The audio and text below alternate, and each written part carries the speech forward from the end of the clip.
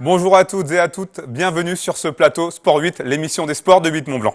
Au programme aujourd'hui du basket avec notre invité Sébastien Bozon. Sébastien Bozon, bonjour. Bonjour. Vous êtes l'entraîneur d'Aix-Maurienne Savoie Basket. On va revenir avec vous sur votre actualité. Votre club a connu un week-end riche en émotions. On débute cette émission avec du rugby et des images d'un autre club savoyard qui a réussi ce week-end une belle performance. Il s'agit là du club de Soc Rugby Chambéry avec une belle victoire contre Rouen, 19-12 lors du match retour, combiné à une victoire lors du match aller. Les joueurs de Michel Ringeval qui sont donc qualifiés pour les demi-finales du Trophée Jean Prat. Une rencontre face à Rodez est prévue avec un match aller du côté de Rodez le dimanche 29 mai, match retour du côté du stade municipal de Chambéry le dimanche 5 juin. Donc bon courage à cette équipe de Chambéry, donc en demi-finale du Trophée Jean Prat. Place au basket avec notre invité, Sébastien Bozon, on le rappelle, vous êtes donc entraîneur d'Aix-Maurienne Savoie Basket. Votre club a réussi l'inimaginable, on va dire, obtenir la promotion en Pro B avec une victoire lors du Final Four à Saint-Vallier. Première question assez simple, est-ce qu'il s'agit là de votre plus belle expérience en tant que coach, plus belle émotion sur un banc? Oui, par contre une émotion mesurée parce que comme ça a été très très difficile depuis les 3 dernières semaines, j'ai connu des émotions avec les jeunes joueurs, comme j'entraînais les jeunes, d'autres émotions. Celle-là, elle est un peu plus intérieure. Et comme j'ai vieilli un petit peu, elle est un peu plus intérieure. Par contre, c'est quelque chose d'énorme. Racontez-nous un petit peu ces 2 jours. Alors on le rappelle, samedi, demi-finale contre Angers avec une victoire d'un petit point. Oui, Et donc le final en apothéose, la victoire à Saint-Vallier chez les locaux dans une ambiance survoltée dans un gymnase, tout à plein à fait. craquer. Comment ça s'est passé ces 2 jours? Les 2 jours ont été exceptionnels. Mais par contre, sur le samedi, on gagne de 4 points. Le joueur met le panier au buzzer, on le laisse tirer, il le met à 9 mètres. Voilà, on était à plus 4, le match était gagné. Un match très difficile face à l'entraîneur qui est un ami. On sait qu'Angers, c'est une équipe très très dure à jouer. Et puis le lendemain, on savait qu'on n'avait pas grand-chose à perdre, enfin, ou beaucoup, parce que si on montait pas là, ça devenait un petit peu compliqué. Voilà. Par contre, 200 personnes se sont déplacées, dont quelques Mauriennais. On a été quand même très très soutenus par le public, le nôtre notamment. Donc, si vous voulez, la pression était moindre pour nous, parce qu'il y avait quand même beaucoup de gens de chez nous. En début de saison, au mois de septembre dernier, le club avait clairement affiché ses ambitions. Après la descente qui n'était pas vraiment prévue, il fallait absolument remonter. Tout à fait. Le fait de réussir ce pari, ça renforce un petit peu les idées du club, même si la saison a été très compliquée, on y reviendra plus tard. Les objectifs ont été fixés par les dirigeants, les objectifs étaient clairs, il fallait remonter. Et bah du coup, on remonte. Un petit flashback sur cette saison, on l'a dit, très compliqué avec beaucoup d'agitation, notamment pour vous, puisqu'on le rappelle, vous avez pris en charge l'équipe pro il y a seulement 3 semaines, vous avez pris la succession de François Sens. Est-ce que ça a été un choix facile à accepter quand on vous a proposé le poste? C'est jamais facile. En plus, je suis proche de François, c'est quelqu'un que j'apprécie énormément. Je le vois tous les matins. Il y a un dicton qui dit quand c'est pas toi, c'est un autre. Donc du coup, ouais, c'est pas facile. Qu'est-ce qui s'est passé lors de ces playoffs? On sent qu'il y a vraiment quelque chose qui s'est passé, un déclic dans le sens positif. Comment vous l'expliquez? Est-ce qu'il y a une tentative d'explication? Oui, bon, on peut essayer d'expliquer les choses, mais après, les joueurs ont peut-être pris conscience de certaines choses, et puis voilà. Ça s'est joué dans le mental. On rappelle, puisqu'en quart de finale de playoff, vous remportez la série 2 victoires à 1 avec 2 victoires du côté des Vosges. Ces playoffs, ce Final Four, c'est dans la tête que ça se joue. Oui, dans la tête et dans les jambes. C'est-à-dire qu'il y a un moment déterminé, quand on doit aborder des playoffs, on doit être déjà en forme physique. Ça, quand on fait du sport de haut niveau, c'est l'essentiel. Et il faut être très fort dans sa tête. On l'a dit, ça a été une saison très compliquée, puisqu'on le rappelle, vous avez terminé la saison avec 2 mois sans victoire, la saison régulière, 2 mois sans victoire. C'est pas tout à fait ça. C'est 3 victoires en 12 matchs. Est-ce qu'à un moment donné, on doute? On se dit, bon, bah, Oui. voilà, ça va être compliqué d'aller déjà en playoff et puis d'aller plus loin? Bah oui, on doute, et puis les joueurs doutent, les dirigeants doutent, l'entourage doute. Oui, mais dans le sport, c'est ça. Des fois, il ne faut pas grand-chose pour douter. C'est aussi un clin d'œil du destin, puisque ça fait maintenant quasiment 16 ans que vous êtes au club, vous avez tout connu, notamment les jeunes. C'est votre première expérience en tant que coach principal. Qu'est-ce que vous retenez, vous, déjà, de ces 3 semaines-là, dans la peau d'un coach principal? Beaucoup d'humilité, beaucoup de travail, beaucoup De joie? Mais je vous dis, la joie, elle est mesurée.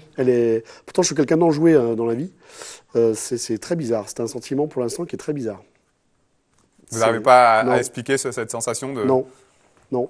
Alors que j'ai été champion de France avec Karima Tamna en 2000 en espoir et en 2004 avec Thomas Ivrand. Et je monte en Pro B avec 2 joueurs avec qui j'étais champion de France en jeune. C'est extraordinaire quand même. Ça par contre, je suis plus touché par ça, je crois. Quand on entraîne des jeunes, moi j'entraîne des jeunes quand même depuis quelques temps, et quand on arrive à… et les coachs Sherbes sont comme ça, c'est-à-dire qu'à un moment donné, vous entraînez des jeunes et après vous les entraînez à haut niveau, et vous avez des résultats au haut niveau avec des gamins que vous avez entraînés.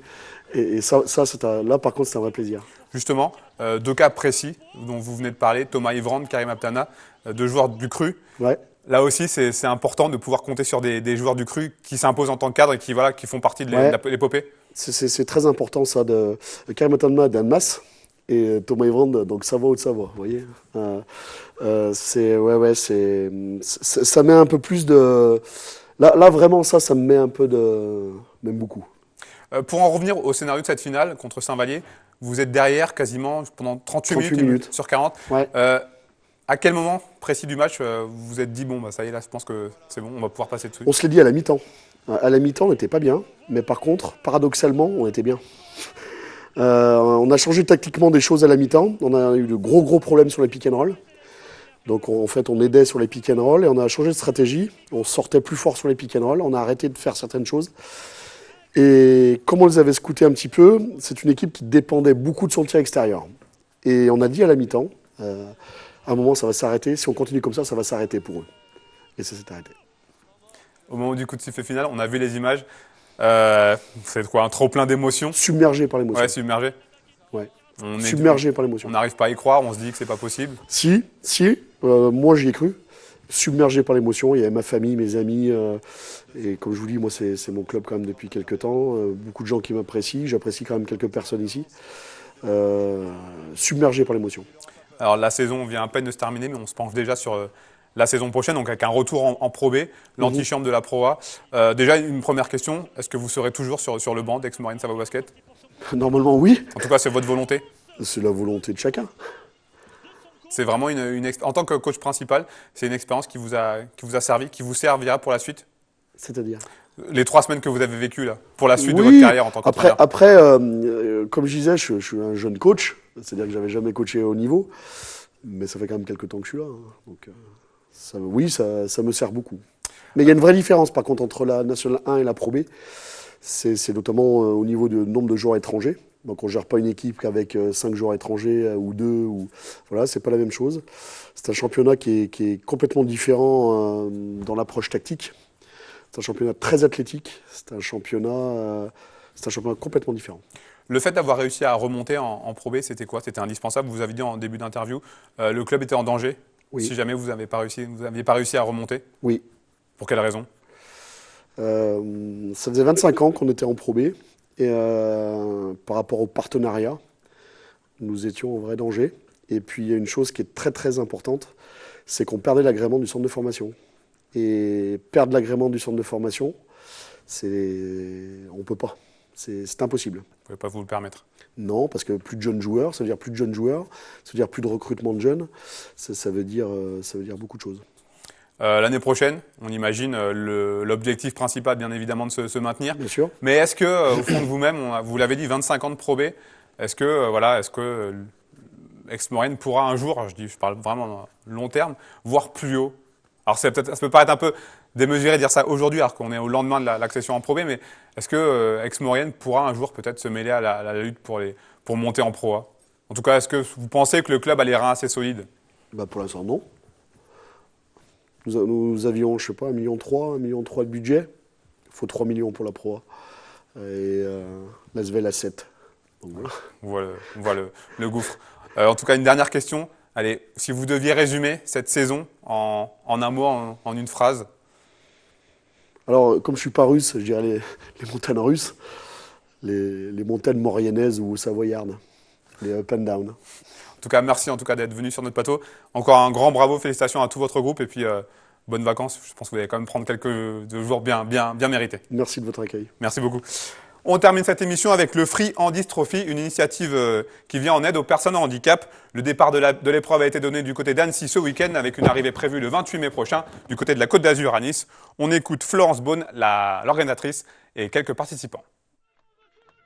C'est un raid interentreprise composé de salariés. Les équipes sont composées de salariés valides et en situation de handicap. Et ils vont devoir allier 720 km entre Annecy et Nice. Nous avons 18 équipes et 72 participants.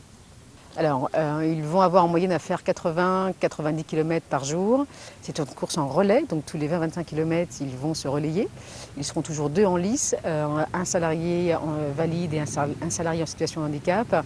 Et en dehors des épreuves sportives, ils vont devoir réaliser des épreuves de cohésion. La raison d'être du Free Handis Trophy, c'est de mettre les gens dans l'action, c'est de mettre les salariés dans l'action sur une durée suffisamment longue, 8 jours, pour permettre la transformation au-delà du simple discours. Et c'est ce qui se passe depuis 5 ans. On est très content d'être invité à cette initiative. Je trouve que c'est très important d'intégrer les étudiants à Free Handis Trophy, puisqu'on est les ingénieurs de demain, on est les managers de demain. On sera confronté à ce genre de problématiques, d'initiatives. On parle toujours de la situation d'handicap aujourd'hui. Ça ne doit pas être le cas. Donc vraiment, on est très content d'être là et on espère que ça continue toujours, que les étudiants soient au cœur de cette initiative. On a parlé plutôt de comment les personnes en situation de handicap pouvaient participer à ce genre d'épreuve qui est plutôt épuisant, et comment on peut adapter, que ce soit le matériel sportif ou plutôt les parcours, à des personnes dans ces situations-là. Du coup, c'était plutôt ça notre sujet de conversation. Allez, avant de se quitter, un dernier mot avec Sébastien. Vous organisez comme chaque été un camp de basket ouvert aux plus jeunes? Tout à fait, ouvert aux 8-17. 8-17 ans, 6 heures de basket par jour. Voilà, on est plein chaque année. 160, 170 stagiaires, 15 coachs. Ça a lieu où? Ça a lieu à Marlioz, à l'Almarlioz, du 17 au 15 jours après. Avis aux amateurs. Voilà, c'est terminé pour cette semaine. Un grand merci pour votre fidélité à nos programmes. Grand merci également à toute l'équipe. N'oubliez pas de regarder cette émission en replay. On se retrouve la semaine prochaine. Bye bye.